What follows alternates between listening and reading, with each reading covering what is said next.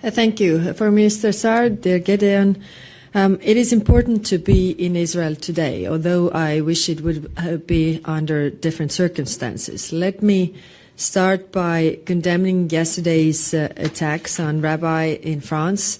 There is no place for anti-Semitism in Europe. We met exactly one month ago after the EU-Israel Association Council in Brussels. And it is clear that we are very good partners. Israel is a very relevant trade and investment partner for the European Union and also a major player in growing tech sector. Unfortunately, my visit comes at a difficult time. The breakdown of ceasefire has caused appalling loss of life.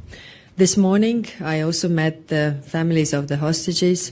And always, listening to the stories is very, very hard. I again condemn strongly Hamas violence.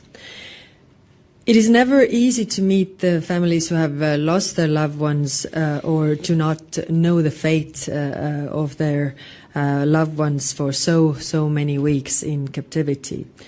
The EU stands in solidarity with Israel and its people following the horrible attacks on the 7th of October 2023. And I reiterate now what I said this morning. Resuming negotiations is the only feasible way to end the suffering on all sides. Violence feeds more violence.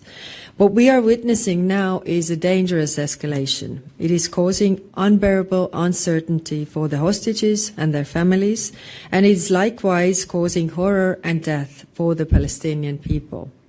Minister Saar, as I underlined when we met a month ago, the security of Israel is extremely important to the European Union.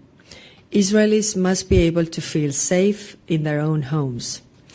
Israel has the right of self-defense against terror attacks, whether from Hamas, the Houthis, or Hezbollah. However, military actions must be proportionate.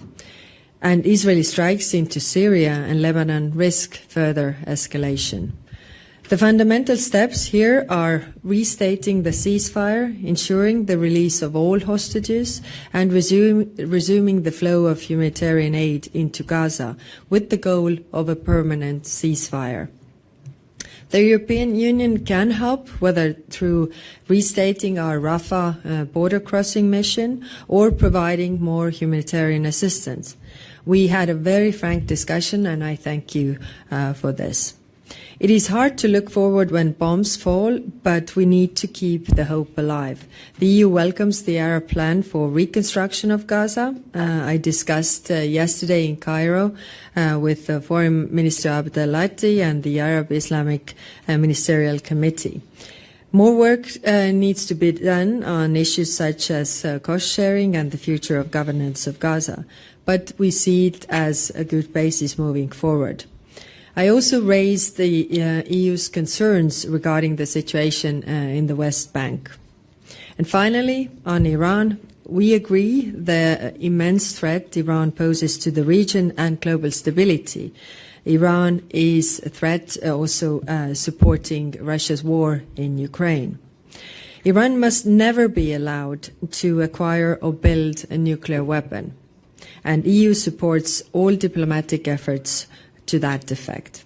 For Minister Saar, dear Gideon, thank you again for hosting me today. Thank you, High Representative. Questions, please. Reuters, please. The microphone will be handled.